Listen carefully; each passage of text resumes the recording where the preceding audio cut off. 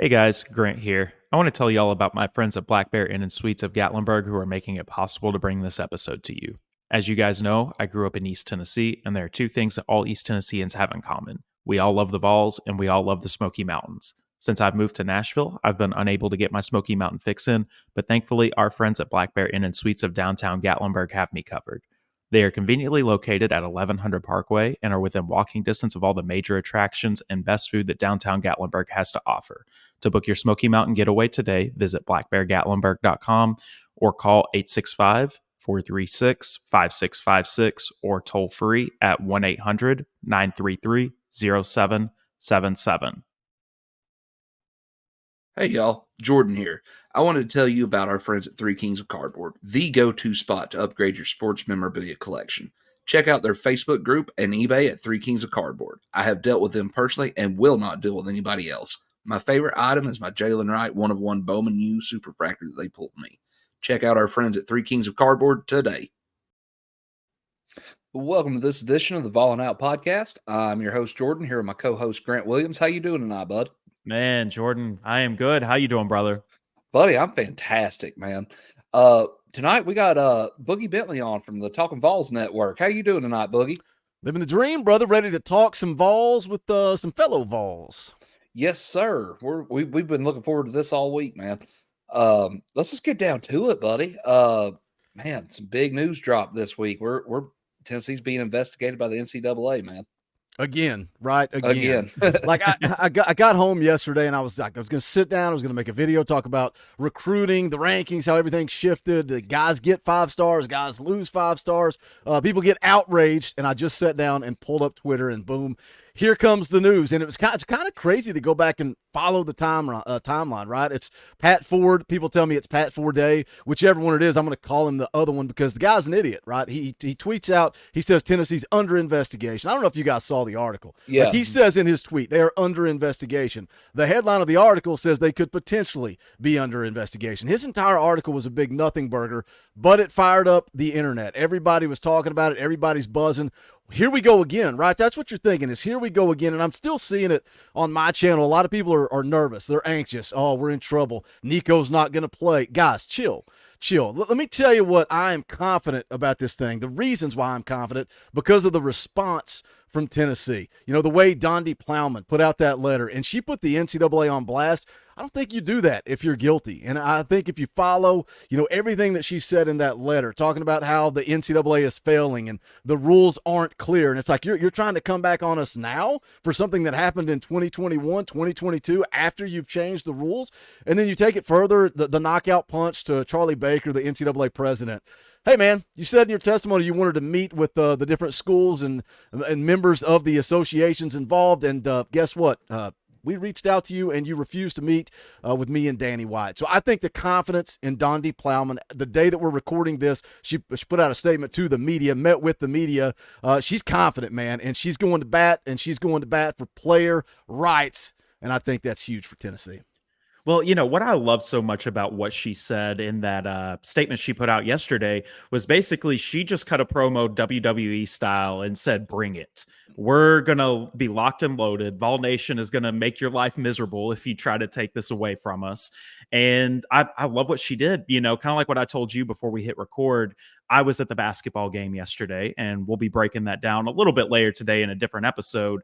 But whenever she walked out on the court to give a signed basketball to a donor, she got the biggest standing ovation of the whole night. I mean, the lady's just all Vol, and I love what she's doing over on the Hill right now.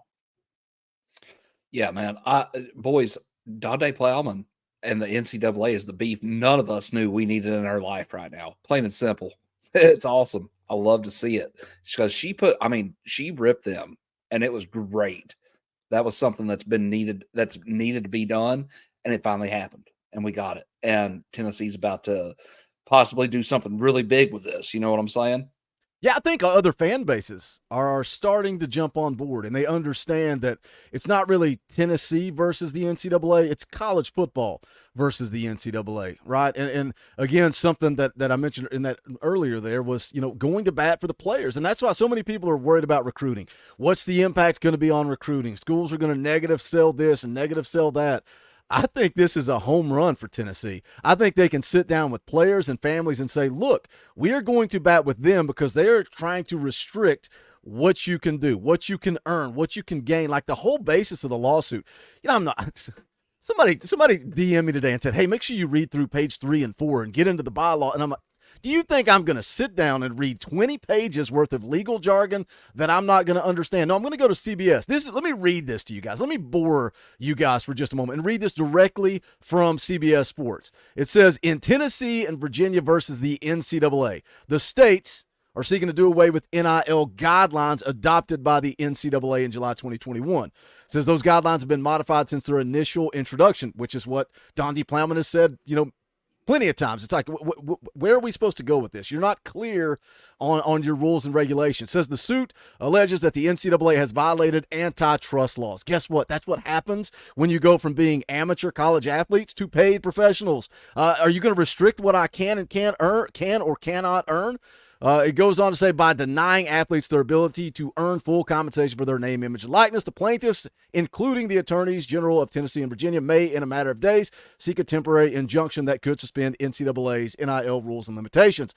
Lastly, should the NCAA push back, the parties would likely go to trial, could ultimately take years to litigate this case. It's college football versus the NCAA. This could be the death of the NCAA. We've been talking about it for years. I think this could be the end. Well, and that's one thing that I kind of wanted to ask you about as well, because I do believe it is going to be the end of the NCAA. You pick on one of the big schools like Tennessee. They've already chose to pick on Florida. Florida State, for some stupid reason, decided to accept a penalty from the NCAA and all this mess right here. What does that look like? Is Tennessee going to call Florida and Florida State and say, hey, let's call the Yankees up north and see if they want us to join forces with them on creating a super conference? Or what do you think is going to end up happening out of this? I think you're definitely going to see more states get involved. Look what's going on with Missouri, right? You talk about recruiting in the class of 24. Williams Winery, you think that kid's going to Missouri if they don't have specific laws in place? Like when you're talking about states and state laws, that gets bigger than certain colleges. But I was listening to Josh and Swain. They had AP on, Austin Price from VolQuest. I was listening to that right before we jumped on here to record, and AP said, look for more states to 100% get involved, and one of those is likely to be Mississippi. Lane's going to jump all over this one, right? Why would you not? But it does get interesting. Let me, I like to do this to Kaner when I'm on Locked On Vols. I like to throw questions back at him. So let me fire a question at Jordan. Like, I'm kind of in the middle on this. Clearly, I'm Team Tennessee. Screw the NCAA. But I think the counter argument to this, there does need to be some type of legislation, rules, regulations, whatever you want to call it, to kind of dial this thing in, whether it's salary caps. We're kind of in the Wild West now, but you got to do something. You can't just open it up and say, hey, offer anybody anything and let the chips fall where they may. Yeah, it's getting a little bit out of control with some of the stuff. I mean, look at Ole Miss. Like you mentioned, Lane. He has put together a hell of a transfer portal class, and he's throwing everything he can at them. Good for him. Lane's a lot of things, but a dumb football coach is not one of them. A dumb recruiter is not one of them. He's figured a way out to make this work in his favor, and he should, just like every other school in the country has. But I agree with you that at some point something needs to be regulated across, everybody and say, hey, this is what you have in your NIL collective. This is how much you can spend this year versus, well, you know what? I really want that guy, so I'm just going to get in a bidding war with whoever and go from there.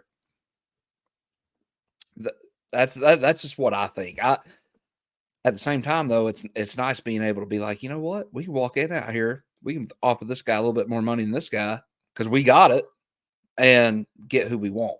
Yeah, I've said multiple times, NIL, the transfer portal, the time that it came along right when we're at rock bottom, that's why Heupel's been able to rebuild this thing as quickly as he can, because we've got Spire Sports Group, we've got the Volunteer Club, we've got the ability to go in the portal. And yeah, we had that mass exodus of players, but guess what? The majority of those guys were asked to leave because they were involved in the investigation, and then Heupel was able to go into the portal and add so many guys, and it's almost crazy if you go back and look at it year by year, because some of those guys are some of the players that just hit the portal on the way out, but they got you through year one, they got you through year two, they got you through year three when you were desperate to add some depth. But guess what? Now we're recruiting hard, we're recruiting heavy, and we're adding some big-time players We're back, boys. We're back. I'm excited. I've been so excited about 2024 and this lawsuit, this investigation, this nonsense. Look, spoiler alert. It's great for a content creator, but I would much rather be talking about Tennessee football and recruiting than I would be legal jargon and nonsense. Yeah, I mean, I agree with you on that, man. Kind of like what me and Jordan were saying yesterday. Great for what we're doing, but it's not what we want to be talking about. We want to be talking, about what the hoops team is doing right now, or what the football team's going to be doing in 24. So let's kind of change what we're doing right here, and let's kind of talk about the class of 24 as a whole. And what does that class really look like, and what do you kind of expect to see out of the newcomers this season? And is there any names to watch for as well? I love this class. I love this class, and I know we live in a day and age where everybody looks at stars. They look at rankings. They look at numbers. They say, 12th, we're 12th in the country, 8th in the SEC, not good enough. Those people don't want to talk about what Josh Heupel, what this coaching staff did with the super seniors, right? Returning Cooper Mays, returning John Campbell, returning Spraggs, getting Campbell to actually switch to the right tackle position so that you can get Lance Hurd in the boat. They don't want to talk about that. They don't want to talk about Omari Thomas. They don't want to talk about Omar Norman Lott coming back. They don't want to talk about Keenan Peely coming back. Guess what, boys? It's 2024. It's no longer just recruiting high school kids. It's roster management. It's the portal. It's super seniors. It's recruiting. It's all of it. So when I look at this class of 24, I look at the percentage of blue chippers, and I'm sure you guys have probably seen the graphic that floated around Twitter there back in December that showed Tennessee was right up there with the elite when it comes to percentage of blue chip prospect. But there's so much talent in this class. And, I was laughing right before we went live. I was going to make a video talking about the on-3 rankings and how certain guys went up, certain guys went down. You explained to me how Mike Matthews, somebody tell me how Mike Matthews showed out, balled out in the All-American games, the Polynesian Bowl, MVP, and somehow drops in the rankings. But guess what? I don't really care.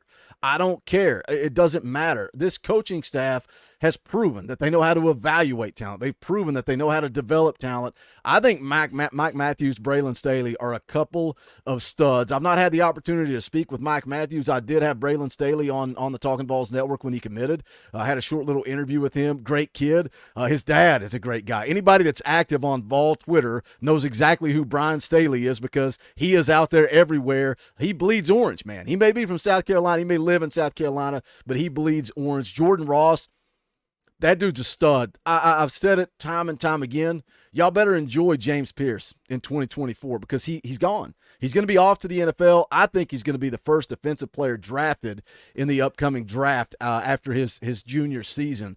Jordan Ross is going to come in, and he is hell on earth, boys. I don't know if you guys watched any of the All-American games. This dude wrecks shop. This dude is so good. If you missed, we do a film breakdown. I don't know if you guys watched the film breakdown series that Coach Jay does on the channel with me. He broke down Jordan Ross. This is when we're talking about Williams Winery. We're talking about Dylan Stewart, all these other elite defensive linemen that Tennessee's recruiting, and he was all in on Jordan Ross, and now we're seeing it. So I could just go on and on and on. Mike Matthews, Braylon Staley. I've not even mentioned Boo Carter, who everybody loves. Like, Boo Carter's going to come in. He's going to contribute as a freshman, returning kicks, returning punts. Does he start on defense? What do you guys think? I'll throw questions at you guys. Does Boo Carter start on this defense as a true freshman? How does he not? Secondary so decimated from the transfer portal and everybody leaving. I don't see a way how Boo Carter doesn't get a starting job day one, honestly. Yeah, I mean, as we've talked about how bad we thought the secondary was before we've sort of dove into that. I've said it before, numbers don't lie, but they can deceive. He's going to start. I think he's going to start. He's just physically talented. He's gifted. It's going to be fun to watch him grow in front of us. Hell, who knows? As quick as that boy is, we could see him on offense. You just don't know, with Hype. Hype's a great coach, man. He's a phenomenal play caller. And like you said, he's a phenomenal recruiter too. And that was one of the questions that a lot of people had with him coming here. It was, he didn't really recruit that well at UCF. Well, he didn't have the resources at UCF that he has here. And also to kind of touch on what you were saying too, Boogie, everybody gets caught up in, stars and this, that, and the other. I myself look more at offer lists. I think that tells you a lot more than, okay, well, this guy's a 4-star, 5-star. if Alabama wants him, Florida State, Georgia. some of up top, that's that tells you a lot more about a player than star ranking. And I Yeah, think that go ahead. I'm sorry. I was going to say, you go get a guy like Arian Carter when Alabama's trying to beat down the door of the school and get in at the final hour. That's a win, and that's a 4-star. I don't care if he's a 5-star, 4-star, 3-star. And ultimately, it's all about evaluation, right? I don't pretend to be able to break down film or analyze. When I look at highlights, I get excited about the same thing that most casual fans get excited about, the wow factor. Oh, man, that was impressive. I'm not breaking down technique and hand placement, footwork, all that type of stuff. That's why I'm blessed to have guys like Coach Jay, like Coach Rice on my channel that can break down that stuff. But that's not what I'm about. But we all know how it is, though, right? 5 stars. 5 stars pull the views. If you can make a video about a 5-star prospect, more people are going to click on it. That's what it's all about. But you got 32 5-stars. Right, and that's the defense from On 3 of why guys dropped off. They only give out 32 because there's 32 first-round NFL draft picks. That's their story, and they're sticking to it. I don't really care. I like this class of 24 for Tennessee. This 24 class for Tennessee was more about quality than it was quantity, and I think we're going to see that as a fan this year, because a lot of these guys are going to come in and contribute. I think. Yeah, I mean, they should be able to come in and contribute very soon, in my opinion. You lost a lot of guys to the transfer portal from this past team, especially in the secondary on defense, but you're going to have a lot of these young guys be able to jump in and be able to play soon. And to kind of touch on what you said too right there, Jordan and Boogie both, whenever it comes to the 5 stars, I don't look at the star rating at the end of the day. Sure, 5 stars, like you said, they pull in the views. They're the ones who get people excited. But at the end of the day, it doesn't mean anything because they've never stepped foot on a field at the college level. So they're wrong all the time. You see what I'm saying? Yeah, more times than I mean, I agree. I say the same thing, but when you look at it in the overall picture, more times than not, your 5 stars are going to hit, right? Everybody likes to talk about the 3-star stories, right? The guys in the NFL that are contributing. But we want to recruit elite level talent. But I think it's a little nitpicky when you get into it, and it's like, well, Mike Matthews was a 5-star, and now he's a 4-star. George McIntyre, everybody, the outrage over George getting dropped to a 4-star. Guess what? He's still the same dude. His film is still the same. He's still an elite player. He's still the best player in the state of Tennessee. He's still huge for recruiting. They can call him a 2-star. Like that's the narrative, is that guys get dropped in the rankings after they commit to Tennessee. And if that's true, great. Keep doing it. I do not care. I'm excited about this class of 24. I'm excited about George McIntyre. And I think the class of 25 has an opportunity to be something special, because I think Tennessee is going to be able to prove it on the field in 24. And then I think you're past, I say that, and now here we are right back in the NCAA investigation nonsense. You're past the real NCAA investigation, right? You got Nico on the field. You got Jake Merklinger. You got George McIntyre. I think kids are going to be lining up to play at Tennessee. So much talent in that 25 class. You got 3 of the top offensive tackles in the country wanting to come to Tennessee. You got elite 5-star wide receivers wanting to come to Tennessee. 2024 is the year of the Vols, boys. I said it on my channel in 2022. I kept telling people, enjoy this, because you guys don't know. You guys haven't seen it. Some of these younger guys have no idea. They're like, man, Boogie, I grew up watching Butch Jones. I'm like, God bless your poor little soul. Like, I mean, they don't get it. They didn't live through the glory years. I'm the most spoiled fan age that you could possibly have for Tennessee. I was born in 81, grew up in the 90s. We dominated all the time. Winning 10 games is what you did. Going to bowl games is what you did. SEC championship appearances, it is what you did. And then some of these young guys, they've not experienced that. So I told them, strap up and let's enjoy 2022. And I'm telling you guys right now, in the end of January, we're going into February probably when you guys post this, 2024 is going to be the same way. So buckle up and let's enjoy it, because we're going to see something special in 2024. Shoot, I'm riding with you, man. You got me fired up right now. Let's go. I'm go. Like hey, you. Let's go. That's it. Let's go. I'm like you, though, man. I'm barely old enough to kind of remember the 90s.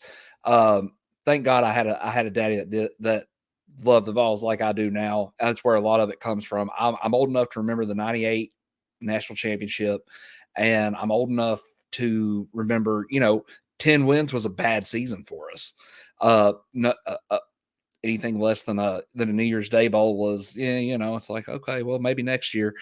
It's always great to be a Vol, man. And I'm glad I get to see it come back around to us, because college football is cyclical, and it's finally coming back around to Tennessee, and people can't stand it. People cannot stand it, and I love it. I love it. The Bama fans, man, what's wild right now with all this going on is the Bama fans. They're like, oh yeah, let's go Tennessee, with all this mess going on with NCAA. It's like, that's how the tables have turned, Yeah. Yeah, they're coming for you next, right? Like that. I think it was J.D. Piquel I was listening to today talk about all this.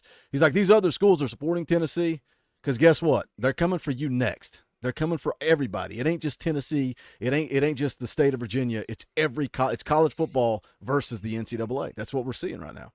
That's what it's going to turn into, and I think Tennessee's really going to be at the forefront of whatever the next move is, with whatever that can be. So Boogie, you kind of touched on McIntyre, just for a second, but I want to jump back to that for just a quick second right here. As I told you, I live in Nashville, so I'm really familiar with what McIntyre's been able to do at Brentwood Academy, where he's currently at. But what do you think about McIntyre's game? Is he the real deal? Is he going to be the successor of Nico? And then another question I want to throw at you on this too, Berklinger.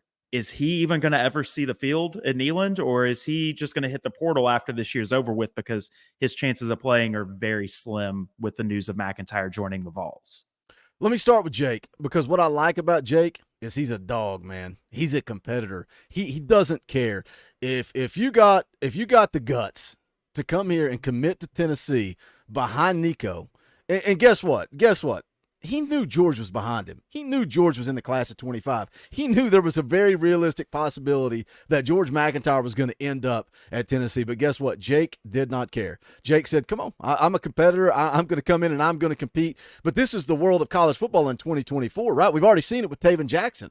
You're always going to have your guy, and then you're probably going to have the hotshot freshman, and you're never going to have that middle guy. You're never going to have that middle guy. And we've kind of been blessed with where Tennessee is at, with that middle guy. And but it's because of a guy that has been in, with Heupel for so long, in Gaston Moore. And I think, Gaston Moore's kind of that middle guy. He knows the offense inside and out. So is he going to come in and be a Heisman Trophy guy? No, but he can come in and manage the offense. And I think it's going to be hard once he's gone for Tennessee to be able to manage that middleman. But it's not just Tennessee, it's all across the country. But I think Jake's a gunslinger. Jake's a competitor. I think he's going to compete. Ultimately, somebody's going to win the job after Nico's gone, and the other one's going to transfer. That's just college football in this day and age. But as far as George, man, his sophomore film I thought was good. I loved the way he threw the football. I thought he was a pocket passer. And again, we do film breakdowns, we do live film breakdowns, and we did a live film breakdown comparing Deuce Knight to George McIntyre. And I liked Deuce Knight because I liked his athleticism and his escapability and his ability to run the football. But if you watched George McIntyre's junior film, he is way more elusive than I ever thought. So when that junior film came out, I was way more excited about George. I mean, he's got the arm strength. He can make all the throws. He's a great quarterback. But what I saw in his junior tape that I like more than anything is the athleticism and the ability to run the football and extend plays. But also, you got to look at it from a recruiting perspective, right? The relationships, the guys that he's got a legitimate shot to bring to Tennessee. The big one is Jamie French. You're talking about a 5-star wide receiver that was committed to Alabama. I think it goes all the way back to July, I believe it was. Decommit when Saban retires, and you start saying, all right, he's got the relationship with George, and then it's always the same old song and dance. Can you get him on campus? Well, yes, he is going to be on campus. He has said he is coming to take a visit to Tennessee. So now you got the relationship with George. Now you're going to have him on campus. Let this coaching staff do what they do. Let him go to work. You're going to add a 5-star Jamie French into this recruiting class. Caleb Cunningham, 4-star wide receiver, another great relationship. There's a connection here. Boys, when you talk about Caleb Cunningham, when you talk about 5-star offensive tackle David Sanders, #1 offensive tackle in the country, it's got that relationship with George. Guess what? They took visits together, and it wasn't just to Tennessee. They were both in town. Caleb Cunningham was in town. David Sanders was in town. George was in town for the Georgia game. They were all here together. They also took visits to Alabama together. And George wasn't recruiting Tennessee. His sales pitch wasn't Tennessee. This is how sharp George McIntyre is. His sales pitch was, come play with me. come play with me. So if I end up at Tennessee, if I end up at Alabama, if I end up at LSU, just come play with me. Well, guess what? He's committed to the University of Tennessee. Now that's playing into our favor. I'm excited about George. I think he is a little boost. Somebody I think it was on the VolQuest message board. Somewhere I saw somebody say Josh Heupel's window just went from 2 years to 4 years because now you got Nico and George both. So I'm excited. The Vols could be about to go on a run, buddy. And I think they are. I mean, the talent's there. The talent is there. George, man, it's one of those things. Talent brings talent, and he's got talent. And he's going to bring it with him no matter what. Yeah. I mean, it's undenied the talent that he has, and he's been a hell of a high school player, and I think he's going to be a better player in college. But, you kind of said this too, Boogie, and I don't want to put you on the spot with this, but I am going to ask. You did say that, Merklinger, you think that he's going to stick around and try to fight for the job. Who wins the job after Nico's done? Do you think it's Jake, or do you think that it goes to George? I'm going George. I mean, and I there's nothing that I can say or do or pretend that I know more than anybody else. So it's just the dumb college football answer of, he's a higher rated prospect, right? And, he's the in-state kid. I'm so impressed with Georgia's film as a fan. I just like Jake's fire. I like his willingness to compete. I like that he's not scared of a fight. But, yeah, you push comes to shove, and I got to bet the life savings. I'm betting on George all day, every day. And I love it, man. By the way, if you watched his commitment video, does that not give you chills? Like, you talk about the story, the in-state kid. I don't know. Does this sound familiar? The hometown hero. What a gorgeous voice. Whoever he got to do that voiceover that said the hometown hero. I bet that guy. I bet he's got a huge YouTube platform that you should come check out. But I'm just joking. But the video was job well done. The videographer that put that together, man. The pictures of him as a kid with Tennessee stuff on, Tennessee swag on, and then talking about the state from east to west, north to south. Well done. And how are you not pulling for the in-state kid to win it over and take over after Nico? I'm in Georgia's corner, but I'm also in Jake's corner. I've said it. Joe Milton, Hendon Hooker, Jarrett Garantano, whoever's the quarterback. I'm riding with him, man. I'm going to ride with him. You got to ride with the boys you got over there, That's it. You got to support them. Boogie, one thing I wanted to hit on with you, because I seen you post about it the other day. McElroy, man. 15% chance for the Vols to make the 12-team playoff. What do you think about that? Are y'all wrestling fans? Y'all wrestling fans by any chance? Jordan I watch it some, yeah. Do you remember the Scott Steiner promo? I don't know if you remember it or not. Steiner math. And he's talking about a three-way match and three people. So you got a 33 and a third chance beating me, but I'm Scott Steiner and I weigh this, and that takes it to 66. And he's going. That's what Greg McElroy was doing. He opened that clip by saying, "Well, I think Tennessee is going to struggle with Alabama and Georgia, but everybody else is beatable." Oh, okay. Well, in my book, that's 10-2. And then you wrap it up by saying, "I'm going 8-4." Now, could Tennessee go 8-4 in 2024? 100%. That's possible. It's possible. And guess what? We're all going to be irate. We're all going to be upset. We're all going to be disappointed. I'm so close to saying I think Tennessee goes 10-2. I think this entire season, the entire 2024 season, hinges on that Oklahoma game. Going on the road to play Oklahoma on September the 21st. You got a couple of warm-up games, right? You got Chattanooga. A lot of people are scared about NC State. I ain't scared about NC State. That's going to be a beating. Kent State, going to be a beating. Nico's got 3 games to get dialed in and ready to go in a game that's going to have a lot of extra juice to it, right? Josh Heupel returns back to Oklahoma. There's going to be some fire in that game. You find a way. You go find a way to beat Oklahoma. You're going to beat Florida at home. You are. And I'm not worried about Arkansas on the road. But I think the key to me is you get out of September 4-0. I like Tennessee's odds of going 10-2. But somebody asked me the other day, they said, Boogie, what do you think the odds are that Tennessee rolls into Athens at 9-0? And I'm going to go ahead and say if Tennessee beats Oklahoma on the road September 21st, sign me up for November 16th. Tennessee is 9-0 going on to take on the Georgia Bulldogs. We're going to rewind it. We're going to rewind it back to 2022, and we're going to run it back, and we're going to see if Tennessee's closed the gap enough to go compete with the Bulldogs. But, man, 2024, I'm excited. But Greg McElroy is an idiot. That's my thoughts on it. I mean, you're not wrong on that, man. We did no. a preview breakdown on the schedule back the day it was dropped. So we're going back, I guess, about a month and a half ago now. But I said Tennessee would be 11-1 with the only loss being to Georgia. And I am sticking with those guns right there. I think that this team is going to be a lot better than what people are expecting. And it's because Heupel now has his team of guys. It's not any more of Jeremy Pruitt's guys or Butch Jones guys who've got the 5th or 6th year of eligibility because of COVID.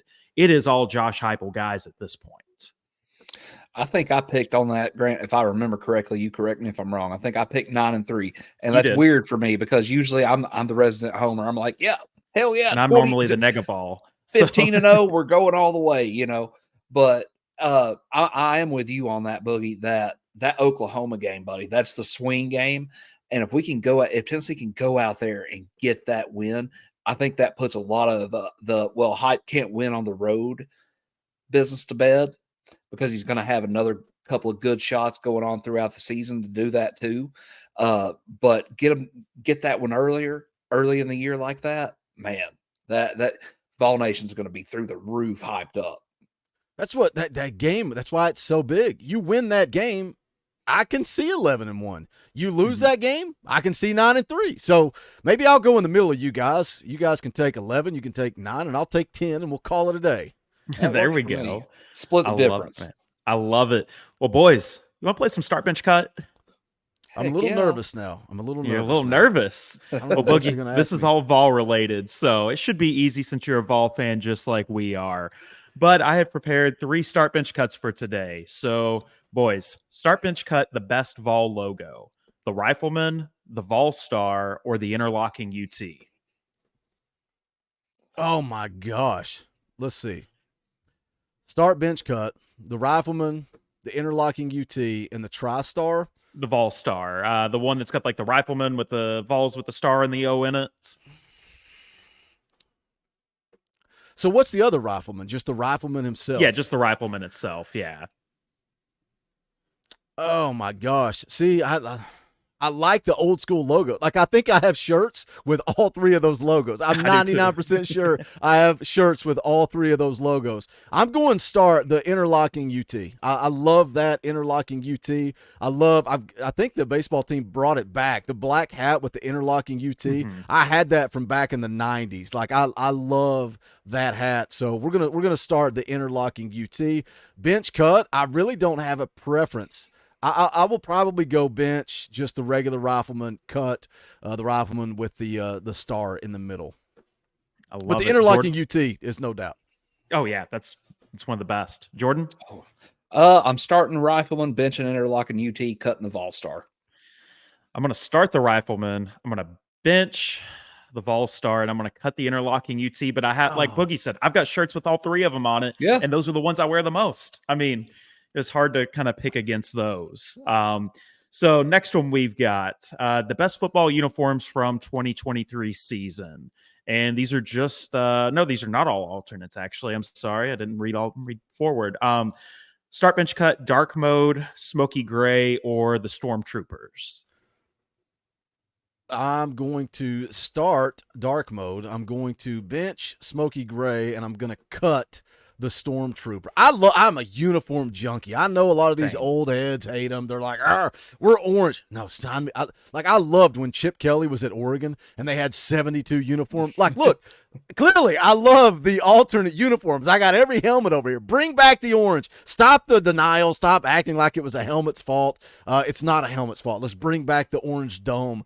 But, man, you cannot beat dark mode. Those are so sick. There's a reason that every kid comes on a visit and he puts on dark mode because those are sick. I love me some smoky gray too. Jordan? Absolutely. You know, boys, hot take here. I'm starting the Artful Dodger throwback. I loved them. Grant, I know, and I'm getting you fired up right now, buddy. Dark mode's going to be my bench and Stormtrooper's going to be my cut. But honestly, it depends on what day of the week you catch me. I could start dark mode and bench Artful Dodger. Anything Tennessee, I love it. I love it. Yeah. Look, I'm the most unprofessional person. So I'm going to wreck your all show like I wreck mine.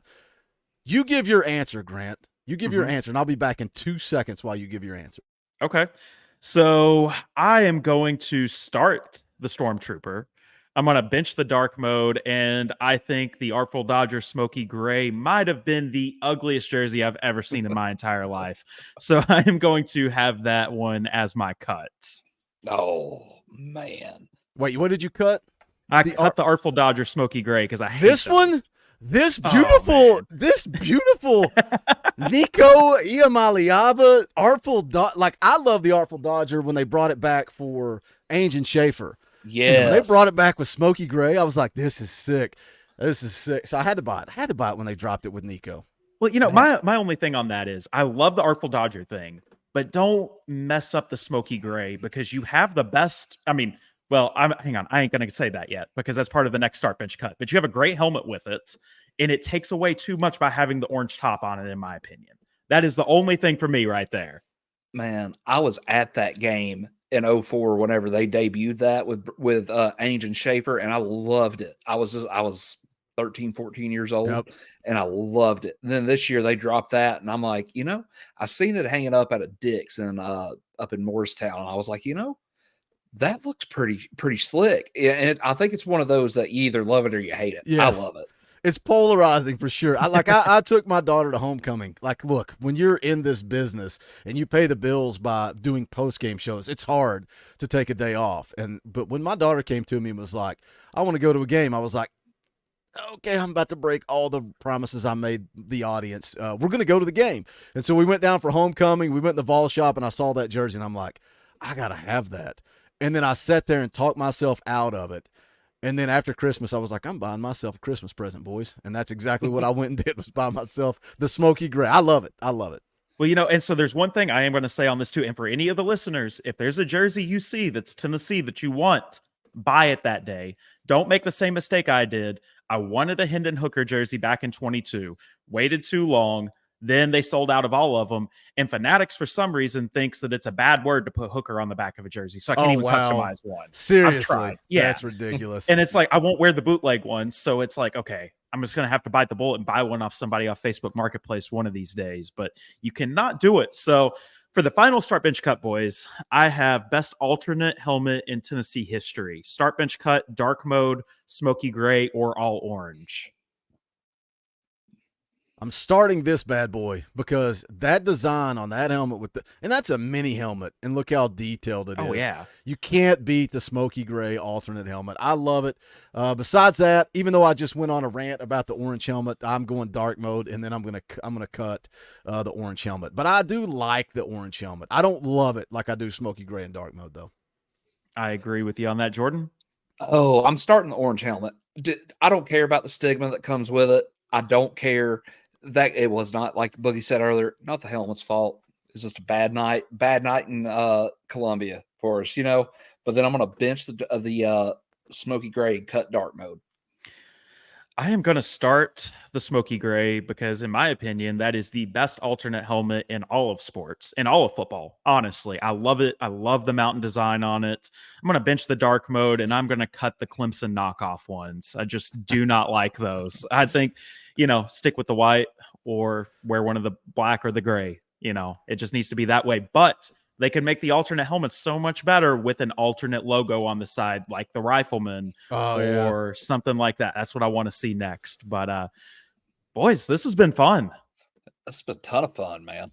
Boogie, where can everybody find you at on the socials, buddy? You can find me on Twitter at Boogie Bentley. You can find me on Facebook. My Facebook got banned for copyright. And I don't post anything on my Facebook other than like pictures of my family. So I don't know what I got hit for copyright for, and I can't get Facebook to respond. So I was like, I have to be able to promote and plug. So I created a Facebook page under Boogie Bentley. It's no family. It's no personal. It's all business. You want to come talk Tennessee football? Send me a friend request. I think, Jordan, you sent me a friend request on there. I don't know if Grant did or not. Y'all can add me on Facebook. We'll talk Tennessee football. But those are probably the two big ones. And then come check us out, the Talkin Balls Network on YouTube. YouTube for the fans, by the fans. Nobody over there is pretending to be an expert. I think we got the best community for Tennessee football across all of YouTube. I used to be so focused on numbers. Got to be the biggest. Got to have the most subscribers. And then I kind of had a change of mind. It's more about community. I will block anybody that impacts our community. Like if you have Colorado fans coming in and saying Scope Buffs, I don't have a problem with that. But if they come in and they're argumentative, kick rocks. I want to talk to Tennessee fans. We can argue, we can disagree, but we can do it civilly because we all love Tennessee football. That's what it's all about. If you're not subscribed, come subscribe. Talkin Balls Network on YouTube. But Boogie always has the best content, guys. Make sure you go follow him, watch what he does. Does a lot of great work over there on the Talkin Vawls network. But like I said, boys, this has been fun. And how about we end it with a Go Vols? Go Vols. Go Vols, baby. If you're looking for the perfect Smoky Mountain vacation, Mountain Romance is your cozy romantic getaway. Starting at $129 per night, you get 2 bedrooms, 2 full baths, and this beautiful cabin will sleep up to 6 people. With an amazing mountain view, fire pit, pool table, and hot tub, this place has it all and is located within minutes of downtown Gatlinburg. To inquire, go to Airbnb and search for Mountain Romance or email bearslair2021@gmail.com. This episode of the Vawlin Out podcast has been brought to you by our friends at Peace of Mind Enterprises. From construction, home remodel, down to general handyman services, Peace of Mind has you covered. All technicians are licensed and insured, servicing East Tennessee with 30-plus years of experience. Call 865-202-7167 for a free estimate because nothing beats having peace of mind.